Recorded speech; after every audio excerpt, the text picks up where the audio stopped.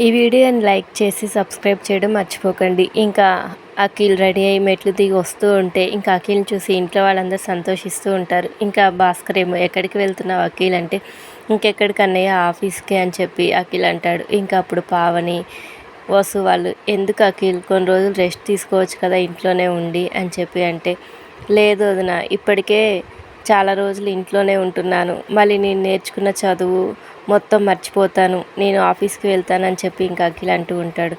ఇంకా అప్పుడే అక్కడికి ఇంకా హారిక చాముండేశ్వరి ఇంకా వస్తూ ఉంటారు. ఇంకా నందిని వాళ్ళని చూసి అత్తయ్య హారిక మళ్ళీ వస్తుంది అని చెప్పి అంటుంది.